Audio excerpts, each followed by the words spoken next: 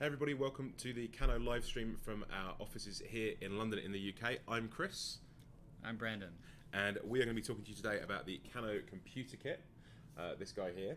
So hopefully more than a few of you have already got one of these, and others of you will be getting these as gifts this holiday season. It is Black Friday week. There's nothing we can tell you about this particular product on Black Friday yet. All I can say right now is if you head to our website, kano.me, scroll down the page to the bottom, there is a subscribe link to our mailing list. If you subscribe to our mailing list, should there be any wonderful Black Friday promotions, you will be the first to know about them. So head to kano.me, get signed up now. So what we thought we'd do is open up one of these kits, talk you through what's inside it, and then I'm going to hand over to Brandon, who is one of our product managers, and he's going to take you through what happens when you turn this on for the first time and the experience you're going to go through and why that is, how it is. Sound good? Sounds good. Cool. So let's crack this open and see what we have. So when you open the box, there is lots of wonderful stuff in here for you to build yourself. We're going to take these pieces out and just go through them. The first place you're going to go is the inside flap in the box, and this gives you something that lots of people get very excited about to start off with, which are stickers. Very, very important. Key to any good computer-based product, I think. There's also the storybook. And you will find one of these in every single Kano kit, and they take you through what the kit is, how to build it, what the components are. For any parents out there that are likely to be helping a child to build one of these and are a little bit worried about their own technical knowledge, this storybook is your friend and will take you through step by step. So any of those tough questions you get from your 6-year-old, the storybook will hopefully help you to answer, right? Yeah, definitely. Cool. So should we go through this? Maybe would you like to read or would you like to steer, Brandon? Where do you want to go? I like your accent. You like my accent? So why don't we get you to read to me? Okay. So let's start off with the keyboard and mouse. I've been working at Canada for 3 years, and the accent still gets me. You know, Really? Yeah, I know. I'm used to it. But. We're just, everything in a British accent is success, right? Exactly. Okay, so the first thing we have in the box is the bright orange keyboard with trackpad. Yep. So we've got one of those. Check. So this here. And we've got some cables. So we have an HDMI cable. Check. We have a power cable. Check. And then we have a memory card. Check. This is really important. This is where the Kano OS lives. It's in a big memory card holder sleeve as you take it out of the box. It's just like in a James Bond movie where you have like secret plans and like tiny thing, microchip. Super cool. So you're going to need that. Don't throw that away. This is an important thing. Yeah. Then we have a power plug, which is also pretty important for getting power to your Kano computer. We have got a light ring, which is this guy here, and we have got a little button, and then we have got some plastic components that make up the case. We're going to clip those together in a second, and possibly the most important piece of the kit, the Raspberry Pi. Yeah. This lives in the middle. And can I say a bit about that? Because I think that one of the things that still surprises me, one of these generational differences, and if you're watching this, chances are you were born after, I don't know, what, 1990 or 1990? Maybe, you're making me feel old now. Okay, but basically, you might remember back a long time ago seeing some green things like this that had some circuits on it. Mm-hmm. Well, the funny thing is, like basically 100% of kids I've talked to have never seen this. Okay. Kids only see iPads and tablets, and for those things, in order to get to the level where you see these circuit boards, it takes a screwdriver, some broken glass, some broken warranties. Yeah. And so I think one of the things that I find really fascinating is just the impact of kids holding one of these things and being able to look at it up close, being able to drop it, and it's nice and robust, right? So. Yeah, very robust. But yeah, I don't know. I just want to point that out because it's something that is I spend a lot of time testing this with kids, and like that's a thing that has more of an impact than adults might think it will. Yeah, I can see that. It feels like it's come almost full circle, right? Because I remember being a kid and getting old computers that had come out of like my dad's office. Yeah. And you could take those apart and play with them because they'd already been thrown away. You could see this stuff. Yeah, that's true. And you weren't going to do damage, and you could see how things worked. And you know, back in the late 80s, early 90s, you could play with this stuff. But like you say, it's been these things are now sealed away in boxes, and it's a pretty unique thing that you get to see and touch and miniaturized too. You know, I mean, this would have been a full box. You know, this is more powerful than the first computer I had, and that was a huge box. And of course, I'm still very young. I'm sure there are people watching here way older than me. Yeah. And like me. Like you. And yeah. Anyways. Yeah. So should we try putting this together? This is really simple. So we start off with the Raspberry Pi board. We need the memory card. I think I may have been overly organised and put away. Yep. So do you want to pop the memory card into the slot? So I mean, I'm basically going to do what you say from the book. Okay. Do you want to show them the book? Yeah. I think this is a good insight. So it's basically like a Lego guidebook, and we test this with kids every production run, and basically. We want it's easy where if your kids can't read or they just want to follow through the pictures, it's step by step, gets everything they need, and then there's sort of a little layer of storytelling on top to sort of help demystify what's going on. So I'm just going to come in a bit closer so people can see, because there's some writing on the pages which, if you're 6 years old and your reading and writing level is maybe not all the way up there. Yeah. You are going to be able to get through, as Brandon says, because there are these great illustrations that show you step by step what you're doing. Yeah, exactly. So if you can't fully read what's there, you're going to be okay. Well, we always design this thing based on watching what kids actually do, and a lot of the times kids read it. A lot of times they don't. It works either way, but that's sort of they kind of get through. They don't miss steps. Yeah. They know what's happening.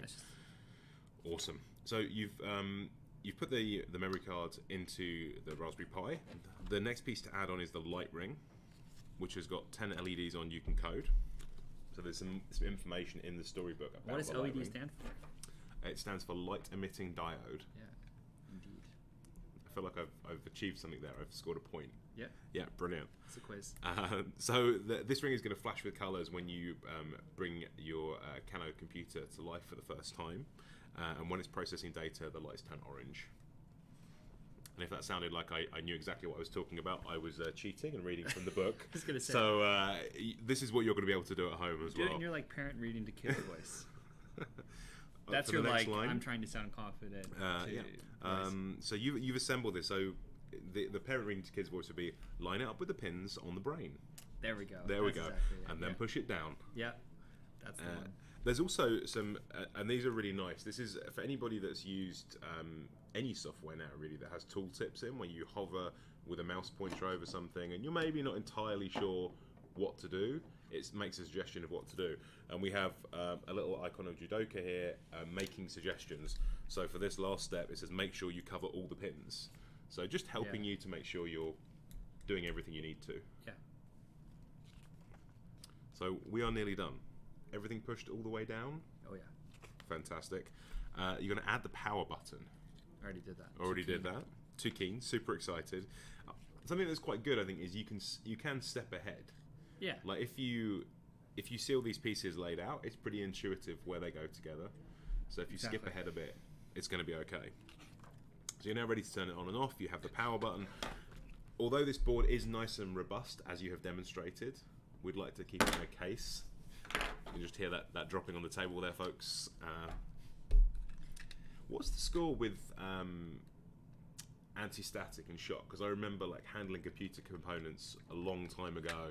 You had to have a wrist guard on. You wanted to be on an anti-static. I was going to talk about that when you were playing with your dad's thing that he brought home. I mean, I remember it was the big worry was capacitors. That there's a capacitor on the thing that's holding so much juice. If you touch it, you're just going to get electrocuted. Yeah, there's no big scary capacitors on here. It's a good question about the shock thing.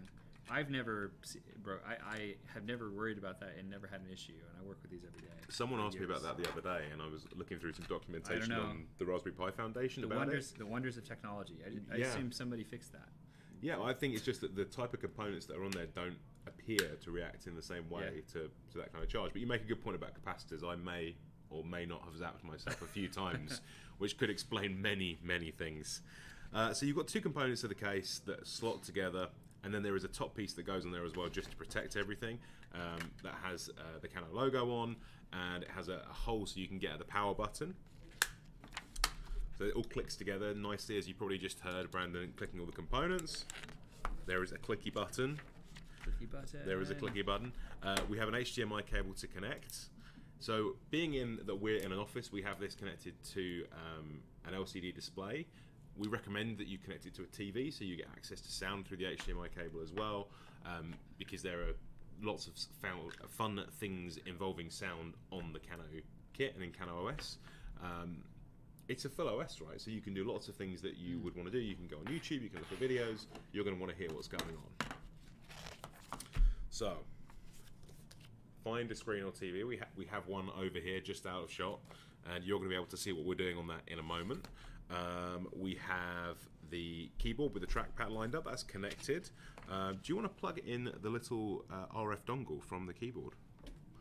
Smashing idea. Yeah. So this is, as far as I understand it, very similar technology to Bluetooth. Bluetooth is a licensed technology. RF is on a wider frequency band. Is that right? About right? That's about right. Okay. Yep. And we have got it just works. It just works. But I don't know, Bluetooth. Every time something's Bluetooth, I just, I have a computer science degree, and I still find it confusing. This always works. You just turn it on. You just turn it on, and it just works. Yeah. So I don't know what it is. So we have got everything. There is a plug under the table that's connected. I am going to grab the cable for that in a minute, and then we're going to power this thing up and take you through what happens. Yeah. In your first steps. Cool. Let's have a little bit of a move around of some things.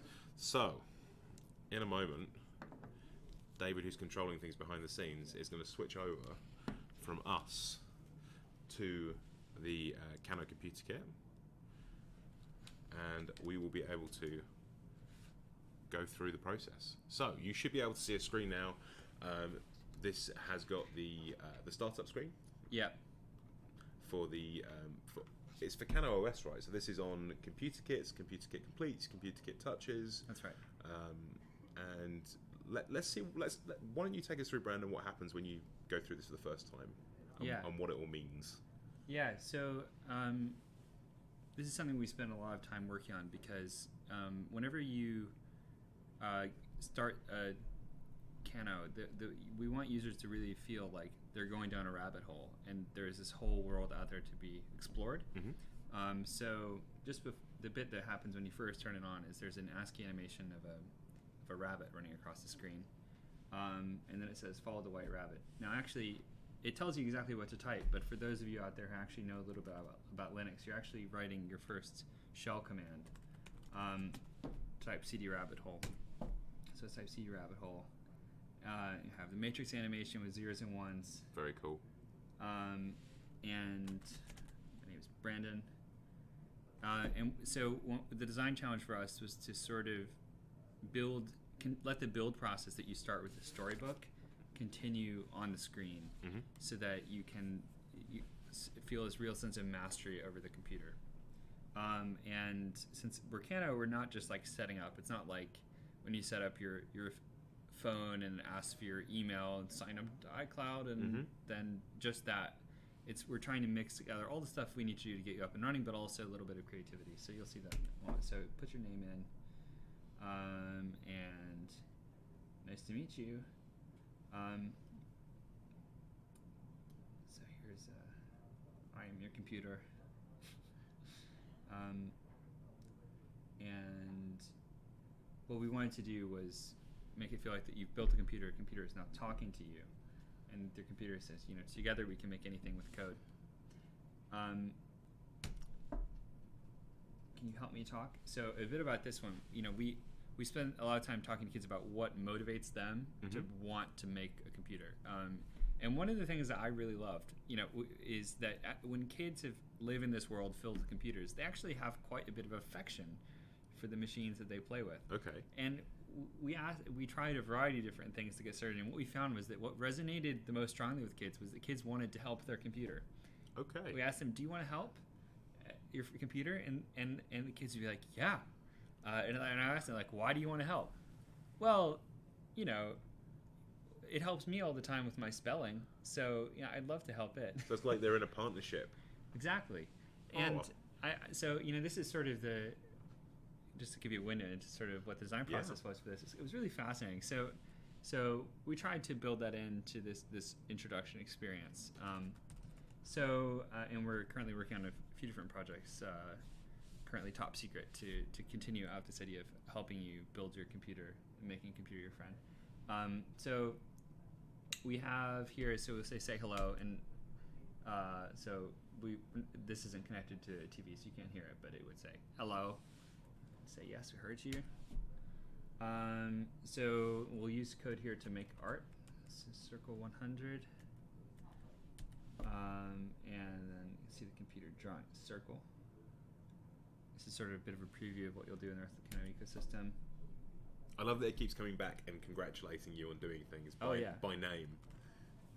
Exactly.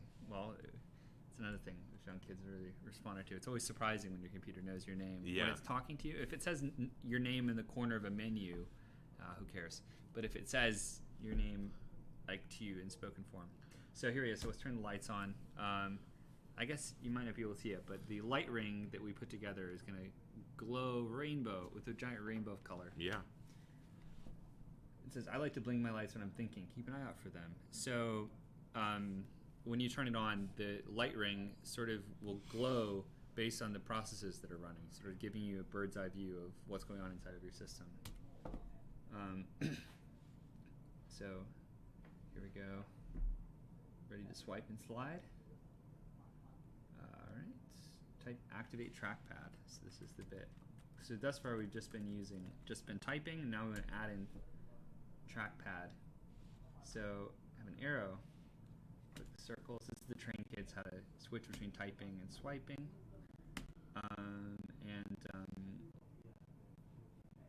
So now we're going to make the wallpaper. So this is the first moment where kids are going to be doing block-based coding. Mm-hmm. So when I train you to pick this up, so we're going to set the background color to blue. Nice. Now let's add another code block, and this one says draw clouds. So we've already set the background to blue and draw the clouds. So there's a lot of coding like this in Kano, and we wanted to make this a part of the process so that people are acquainted with it. There we go. There's the clouds. That's your first program. So now this is the desktop. This is going to be the wallpaper we use for your dashboard. So just like we snap together the parts for the case, now we're snapping together the parts for the desktop. Again, it's all just to give people a sense of, empowerment. Lots of technology now. You turn it on, like you say, you maybe put your email address in, you're done. Yeah. That's the level of involvement you have in the construction of the software, the construction of the hardware. With this, you're kind of every step of the way involved. Yeah, I mean, we tried to make it something that people feel a sense of ownership over. Mm-hmm. It makes it their computer and not just any other computer. And because that's ultimately what will motivate people to code it and customize it and to do the things with this that you can really only do with this. Mm-hmm. So you can customize your character and pink belt. So Nice. So that's Judoka character. So I guess a good thing to mention here is we do have a way so we have an online community where you can back up your shares, the creations you've made to keep them safe. We've got some really exciting plans for this in the next year, so definitely want to. But for now, I'm just going to skip that. So here's the final bit. Thanks for building me. Ready to make art, games, and more. Oh, yes. We've got the apps on the dashboard, so get ready to land on the dashboard. Let's go. All right. So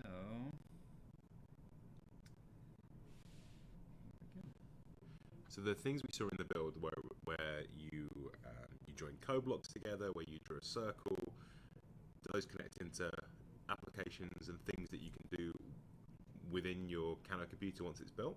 Totally. Okay. So we have loads of content, and I think that we're talking about how this is different than other computers. Well, what we tried to do with Kano is make a sort of sandbox full of amazing creative toys to play with. So everything here on the front page is a creative experience. So we've got, just to walk you through, we've got this, which is sort of, you can walk around this world exploring, learning about how computer parts work, all the way to SongMaker, which is a thing we got in there. It's made by Google, and we work with them to get on the kit, where you can make songs. Scratch, many of you might be familiar with. Anyways, let's start with Make Art. I think this is this is a little video. Write the code, make the art. So wow, there's a lot of stuff. There's a lot of stuff going on. So when people ask what is coding, a lot of times they imagine a screen with someone typing words they don't understand, and then pressing enter, and then it talking to a server, and basically they imagine people typing words they don't understand, and then when that person presses enter, then something happens somewhere else that they also don't understand. Yeah. And what we're trying to do with Make Art is to build something where so this test isn't loading. That's interesting. There we go. Tried to build something where you understand the words and you understand what happens, and this way we can give people an introduction to coding that doesn't feel like crazy madness. It actually feels like something that is something you're already familiar with. And we've done that for a lot of different ways, but I think art was kind of the first place we did it. It's sort of an approach we've been practicing for quite some time. So at Kano, we do like to give people step-by-step instructions, just like with the storybook. And here, we're sort of guiding your first steps of coding. So you can type background blue. Now, background blue. Now, if I ask you, what does the command background blue do? Does it make the background blue? Let's see. Nailed it. Yeah. So that was easy. That's right? pretty. Yeah. Instant results is sort of what we try to do. So I think Mike touched on this when we unboxed and walked through the Harry Potter Kano coding kit, of the way a lot of the way that we introduce people to code through Kano is in a way they get instant results, and in a way they understand exactly what's going on. Like you made the point of a lot of programming languages, you may type in a lot of commands you don't understand, they go away and do things that you don't understand, but here you put in commands that make sense and are simple, and you straight away get results. Yeah, exactly. And I mean, the nice thing about the computer kit is that it does offer you the power to go off and do more advanced things if you like. We're currently working on tools, for instance, to build Python programming and more Python programming stuff, so that you can actually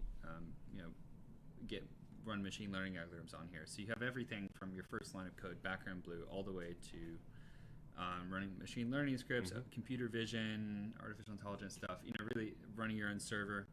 So that's sort of the breadth that the computer kit offers that is kind of unique in our ecosystem.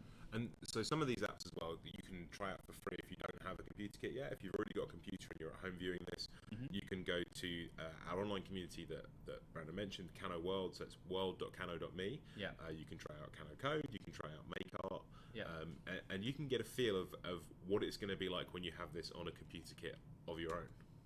Yeah. But there's obviously a lot more depth and a lot more applications built into Kano OS and the Kano computer kit that's all designed around this concept of kind of learning through play and keeping things simple, and you can make some really complex things in a simple, step-by-step, easy to understand way. Yeah. All sound good? Yeah, exactly. Brilliant. So we are just about done for today. We are going to come back next week. We're going to talk some more about what goes on in Kano OS. We're going to look at some more of the applications and guide you through a few more of the things that you can do. Thank you so much for joining us both today. Thank you, Brandon, for explaining everything that's going on and doing such a great job of building the computer kit. If you've got any questions, as always, you can get hold of us through our Facebook page, through Twitter, on Instagram. Just get in touch. Any questions you have, we would love to answer. Until next time, thanks a lot. Bye. Bye.